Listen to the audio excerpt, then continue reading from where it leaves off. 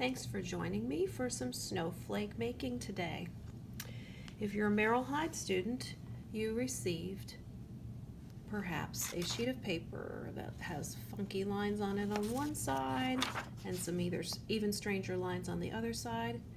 This piece of paper can be cut up to make one of these three-dimensional snowflakes and one of these.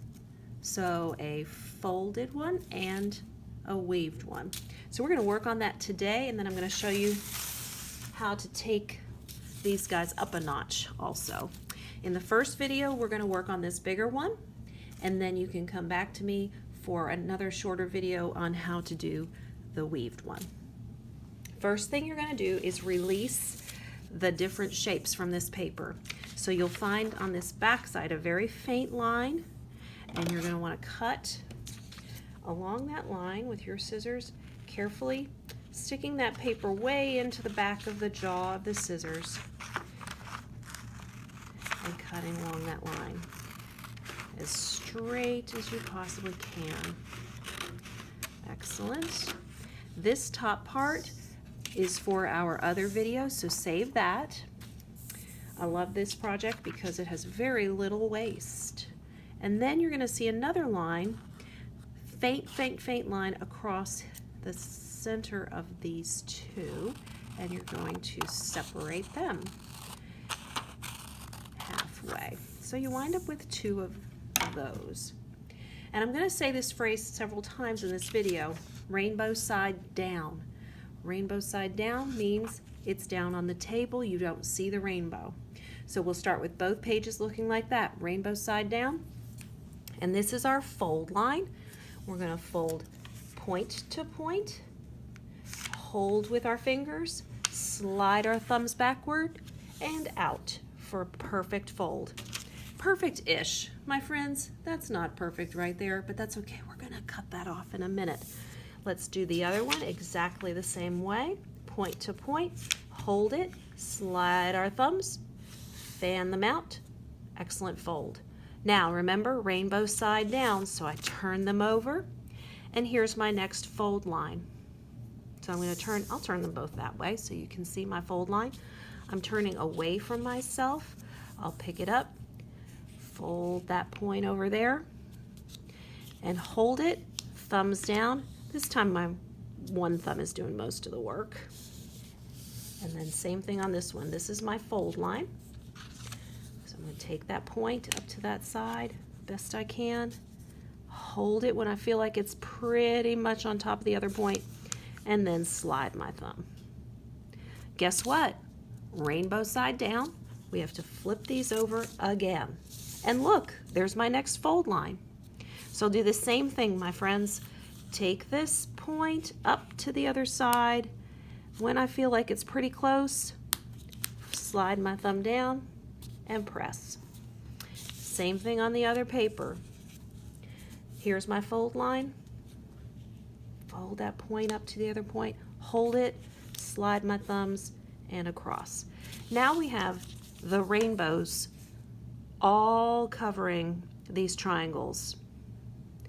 Once you get to this point, this is where you really need to pay attention to which side is the bottom of your ice cream cone, the part that's closed, and the top of your ice cream cone, the part that's open. We're going to start by holding the bottom of our ice cream cone. So I'm double checking. I have 1, 2, 3 parts on the top right now.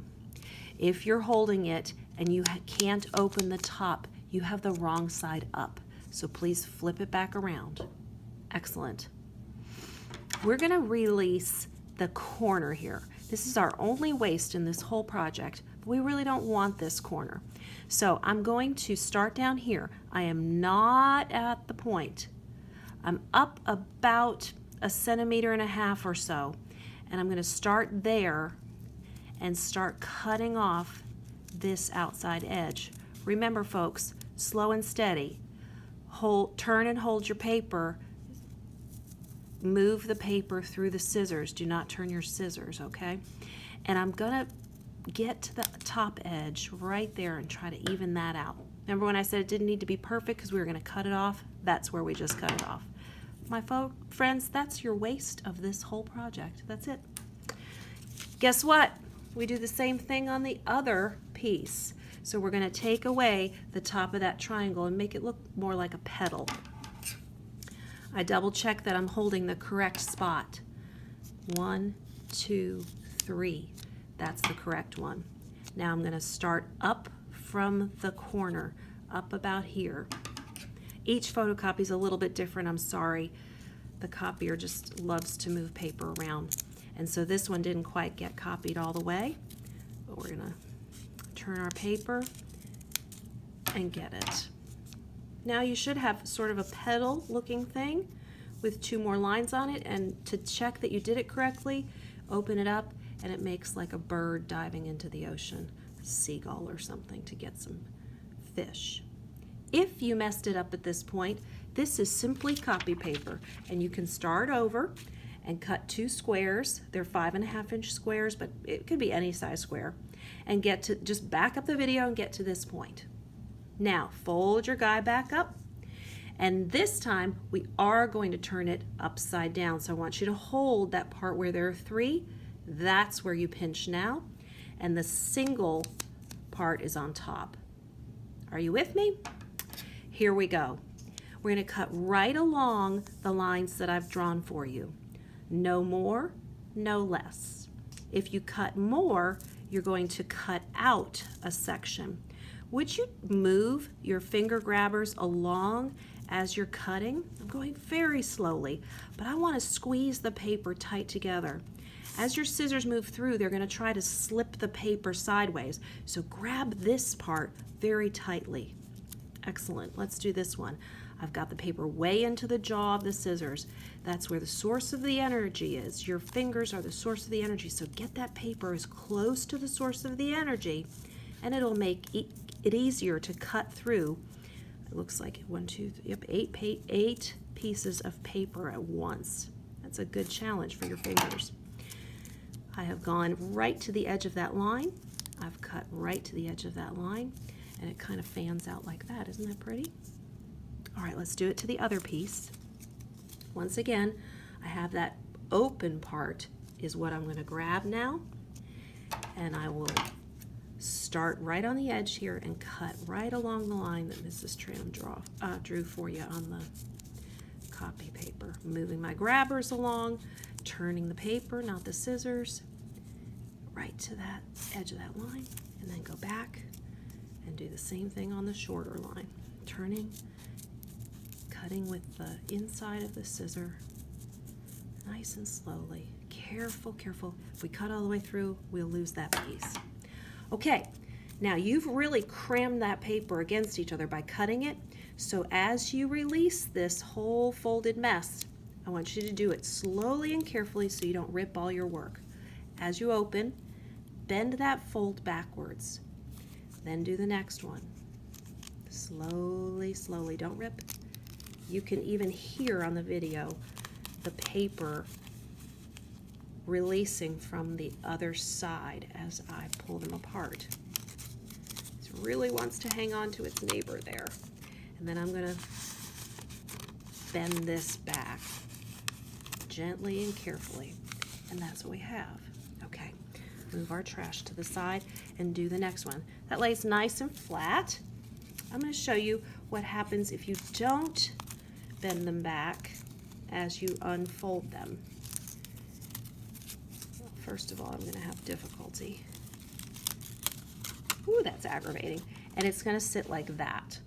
So do yourself a favor as you unfold it, each one, take the time to bend them backwards. I would say that's a good rule of thumb, even when you're doing old-fashioned single-piece snowflakes, where you fold them into 6 and cut out different shapes.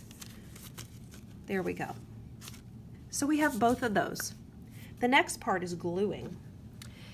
Each petal or loop has 3 parts: outside, inside, and middle. You're going to put a nice, about a quarter-size drop of glue in the middle of each of these. and then take that middle loop and loop it. Do not fold it, do not press it down. Just loop the point to the glue. Now let me turn it to the video so you can see how that looks. Nice paper loop right there. Okay, I'm not going to press it down. And this is a little tricky. I have to hold that for about 10 seconds and then I can move on to the next one. We will do this on all 8 pieces. Pulling in the middle one, outside, inside, middle. And all those points will start to touch there. Now you're going to see my copy paper lines, my fold lines, showing up on your snowflake. This is your practice snowflake. This is just copy paper. What I would like is if you do this and you're successful and you enjoy it, get out some nice white construction paper, maybe some blues, maybe you've got some sparkle spray glitter. I found glitter glue at our house and we did some of that on these. So we really dressed them up. This is the one that I want you to practice with. And once you get the hang of it and each step, then you can take it to some really nice paper. So we did that 8 times and we're almost done. Whoop, look at that guy. He doesn't want to stay there. Come on back. There we go. And this one too. Huh. Independent spirits, I guess. I'm going to do one more dot of glue only in the center of one of them. I am not going to flip this over. I'm simply going to pick it up and lay it on top of the other one. Let me do that again. I'm not turning it over. I'm just picking it up and laying it on top. Then, see how the petals match? I'm going to make it fancy by turning it so this top petal is in between the ones underneath it. Ready? Just a 45-degree turn. Let me do it again. They match, 45-degree turn, and then press in the middle. Hold that for about 30 seconds and your snowflake is done. On this guy, I added a little paper loop for hanging so I can put it on my window, and I'll zoom in a little bit. It's got some glitter on the edges. Now back to making it fancy. So I'm going to do it really fast so you can get really good at this. Fold. There's my fold line. Rainbow side down. There's my fold line. Okay.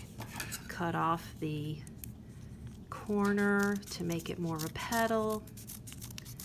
And then cut in these.